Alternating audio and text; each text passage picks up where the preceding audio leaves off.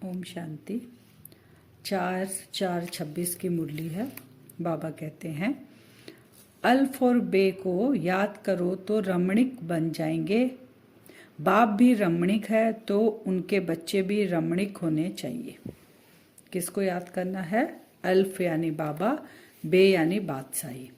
तो बाबा कहते हैं रमणीक हो जाएंगे। प्रश्न है, देवताओं के चित्रों की कशिश सभी को क्यों होती है? उनमें कौन सा विशेष गुण है? देवताएं बहुत रमणीक और पवित्र है। रमणीकता के कारण उनके चित्रों की भी कशिश होती है। देवताओं में पवित्रता का विशेष गुण है, जिस गुण के कारण ही अपवित्र मनुष्य झुकते रहते हैं। रमणीक वही बनते जिनमें सर्वदेवीय गुण है, जो सदा खुश रहते हैं। देवी देवताओं के आगे जाके क्यों झुकते हैं? क्योंकि उनकी आत्मा और शरीर दोनों पवित्र है, तो वो कशिश करती है, माने खींचती है अपनी तरफ वो पवित्रता, तो सब जाकर उनके आगे झुकते हैं। फिर बाबा कहते हैं, पवित्र आत्माएं अपवित्र को कशिश करती है, उन्हों के चरणों में गिरती है। कितनी उनमें ताकत है। भल सन्यासी है, परंतु वह देवताओं के आगे जरूर झुकते हैं। शिव के आगे और बाप के बनाए हुए देवी देवताओं के आगे भी झुकते हैं। साधु सन्यासी भी जाकर झुकते हैं। उनकी आत्मा तो पवित्र नहीं माने होती है यज्ञ तप जब से उनकी, लेकिन बाबा कहते हैं शरीर तो उनका पवित्र नहीं होता, इसीलिए वो जाके पवित्र आत्माओं के आगे जाके झुकते हैं। भविष्य में जो ऊंच पद पाने वाले होंगे उनमें यहाँ ही कशिश होगी, क्योंकि आत्मा पवित्र बन जाती है। अभी कशिश किसकी होगी?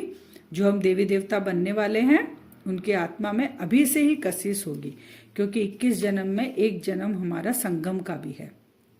तुम्हारी इस समय की कशिश फिर अविनाशी हो जाती है। पवित्रता की कशिश फिर पढ़ाई में भी कशिश ले आती है। यह तुमको अभी पता पड़ा है। तुम उनके यानी लक्ष्मी नारायण के ऑक्यूपेशन को जानते हो।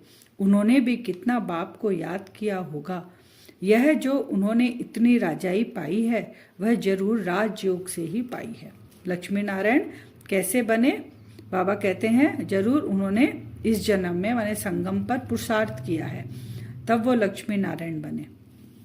यहाँ की पढ़ाई ही अमरपुरी में ले जाती है। यह सच्चा बाबा तुमको सच्ची कमाई करा रहे हैं। यह सच्ची कमाई ही साथ चलती है 21 जन्म के लिए। भक्ति मार्ग की कमाई अल्पकाल सुख के लिए है। ये सच्ची कमाई है ना। क्यों अभी हम मंदिरों में देखते हैं ना देवी देवताओं की मूर्ति, अभी भी लोग जाके कितनी पूजा करते हैं, माथा टेकते हैं। तो जरूर वो कब तैयार हुए? संगम पर हुए ना। तो ये तो सच्ची कहानी बाबा हमें बताते हैं कि कब तुम तैयार हुए, मैं आकर तुमको कराया। इस पढ़ाई में बच्चों को खबरदार रहना चाहिए। तुम हो साधारण, पढ़ाने वाले भी बिल्कुल साधारण रूप में हैं। बाबा ने कहा खबरदारी कहाँ रखनी है? ये पढ़ाई हमारी है साधारण, बाबा भी है साधारण और उनके बच्चे भी है साधारण। जैसे तो ऊंचे कपड़े हमें नहीं पहनना चाहिए, नहीं तो लज्जा आएगी, क्योंकि हमारे मम्मा बाबा कितना साधारण है, तो हम भी साधारण रहें। हम अभी वनवाह में हैं, इसलिए साधारण रहते हैं। अभी हमारी कौन सी अवस्था है? वानप्रस्थ अवस्था है, वाणी से परे वाली। तो हमें साधारण रहना है। फिर बाबा एक एग्जाम्पल दे रहे हैं। वहां पर जब कुमारी शादी करती है तो वनवाह में रहती है, मैले कपड़े पहनती है, तेल आदि लगाती है, क्योंकि ससुर घर जाती है। तो श्रृंगार उसका होता है ससुर घर में जाके, तो वनवाह में रहती है। वैसे ही बाबा कहते हैं फिर वहां पे सगाई ब्राह्मण कराते हैं। तो यहाँ पर भी कौन है? हम अभी वनवाह में हैं, तो ब्रह्मा तन में शिव बाबा आए हैं, तो ब्रह्मा बाबा क्या हो गए? सगाई कराने वाले हो गए बीच में। तो बाबा कहते तुमको भी अभी ससुर घर जाना है। रावणपुरी से रामपुरी, फिर रामपुरी से विष्णुपुरी में जाना है। वनवाह का रिवाज इसलिए रखा कोई अभिमान देह का व कपड़ों आदि का आए नहीं, क्योंकि वनवाह का मतलब सब एक जैसे कपड़े साधारण पहने, नहीं कोई हल्की कोई ऊंची साड़ी पहने, तो बाबा बोलते ख्याल चलेगा, संकल्प चलेगा। इसलिए वनवा में रहकर इतना ऊंचा ज्ञान दो, इतना नशा चढ़ा हुआ हो तो उसे भी तीर लग जाए। वनवा माने साधारण रूप से वाणी से परे जाके अपनी स्थिति को इतना ऊंचा बनाकर अगर किसी को ज्ञान देंगे तो उसे झट तीर लग जाएगा। बाबा फिर कहते हैं, चाहे बर्तन मांजो, चाहे कपड़े धोते रहो, कोई भी सामने आए तो अल्फ की याद दिलाओ। काम साधारण हम कर रहे हैं, लेकिन हमारी स्थिति ऊंची होनी चाहिए कि कोई भी आए तो उसको तीर लग जाए। यह ज्ञान तो गीता का है और भगवान का दिया हुआ है। राजयोग तो गीता का ज्ञान ही है। ऐसा नशा चढ़ता रहे कि हम ये किसका ज्ञान दे रहे हैं। गीता का भगवान स्वयं अभी आया हुआ है और ये नशा चढ़ा हुआ रहे और हम भी उसको ज्ञान दें।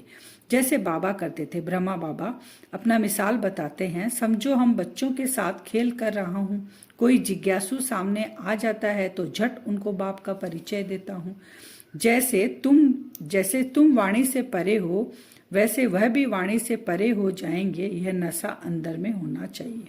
हमारी स्थिति कैसी हो, वाणी से परे वनवा में है तो हम चाहें ऐसा तीर लगाए कि वो भी हो जाए। तुम्हारे पास ज्ञान तो है परंतु याद का जौहर नहीं, इसलिए तीर ठीक से लगता नहीं है, क्योंकि याद हमारी कम है।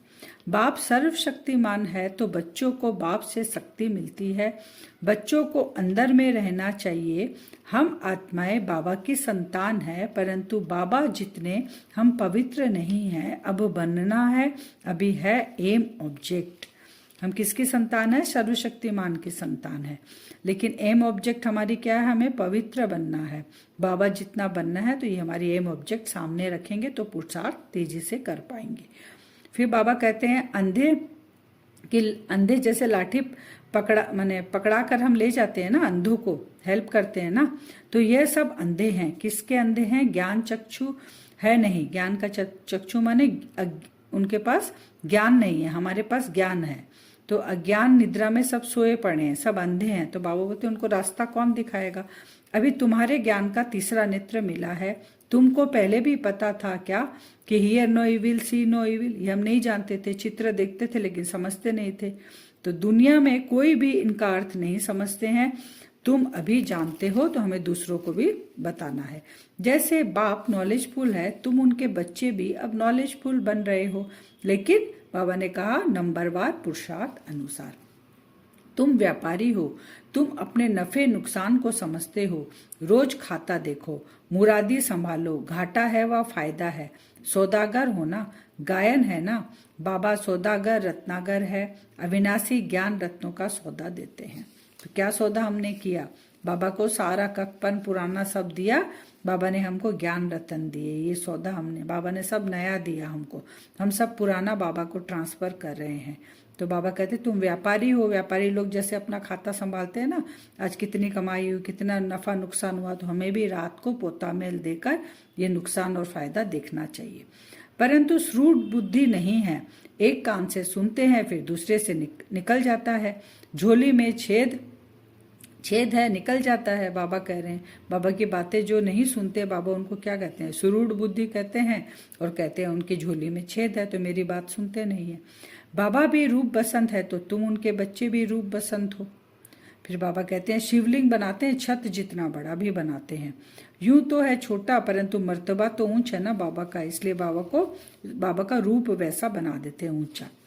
फिर बाप ने कहा, पहले भी कहा था कि इन जप तप आदि से कोई मुझे प्राप्त नहीं कर सकता है। कितना भी कर ले लेकिन बाबा को प्राप्त नहीं कर सकते हैं।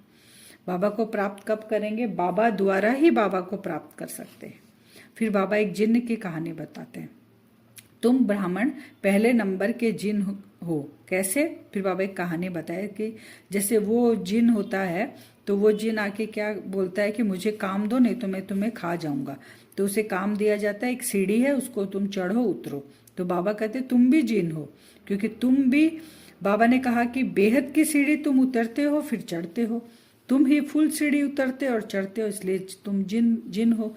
दूसरा कोई फुल सीढ़ी चढ़ता नहीं, उतरता नहीं।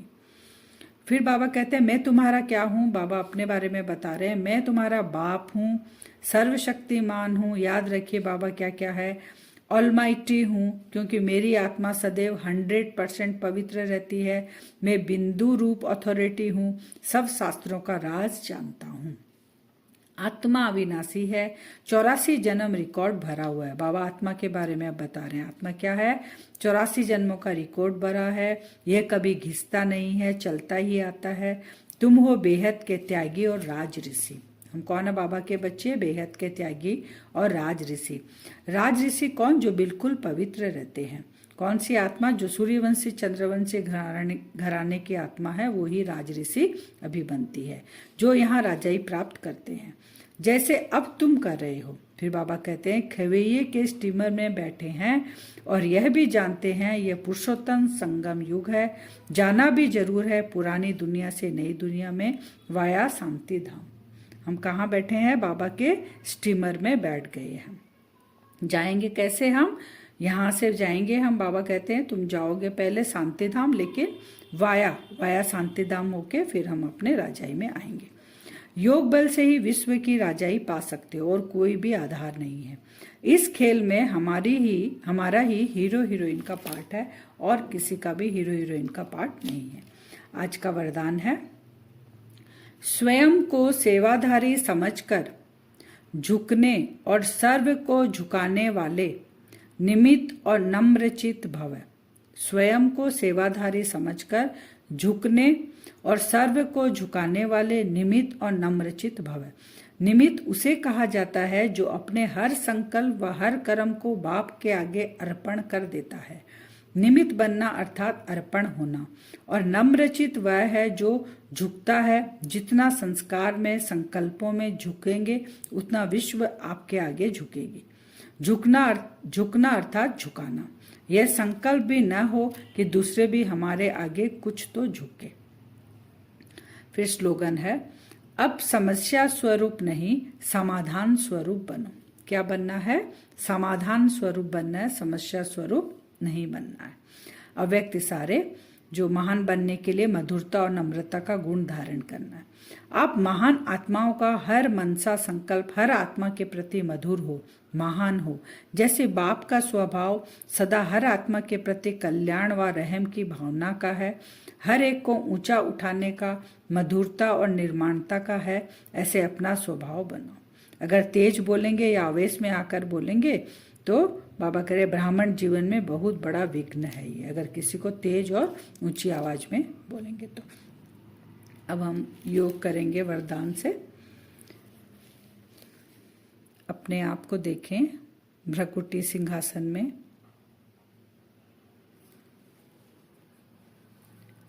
मैं फरिश्ता अपने सूक्ष्म स्वरूप के साथ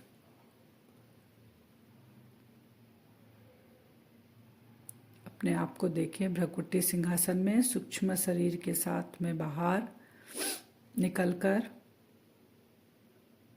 उड़ चला बाबा के जो 12 ज्योतिर्लिंग है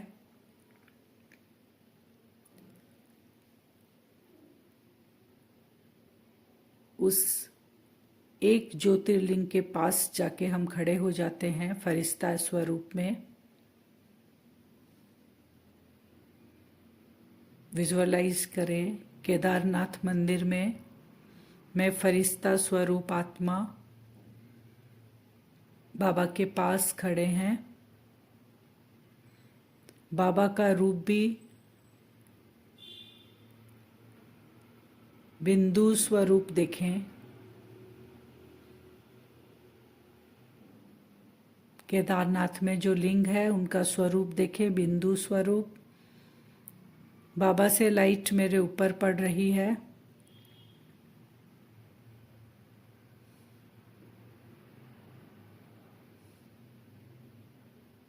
वहां पर जितने भी भक्तगण आ रहे हैं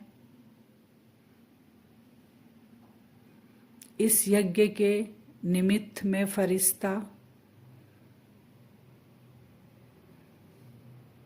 हर एक आत्मा को बाबा का परिचय देना है कि बाबा का रूप लिंग नहीं है, ज्योति स्वरूप है। ये पावरफुल संकल्प करेंगे बाबा की लाइट मेरे ऊपर पड़ रही है। मैं फरिश्ता ये संकल्प सबको दे रहा हूँ, जितने भी भक्त आत्माएं आ रही हैं, कि मेरे प्यारे भाई बहनन, आप जो दर्शन कर रहे हो लिंग का, बाबा लिंग स्वरूप नहीं है, ज्योति स्वरूप है। जैसे हम आत्माएं ज्योति स्वरूप है।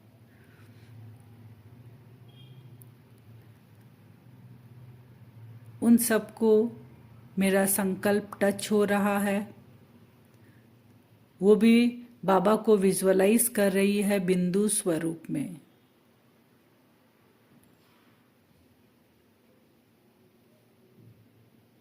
सब अपना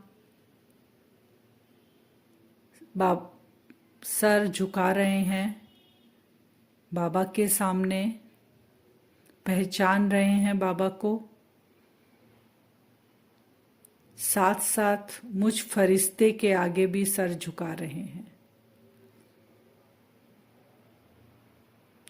लाइन में सब भक्त खड़े हैं।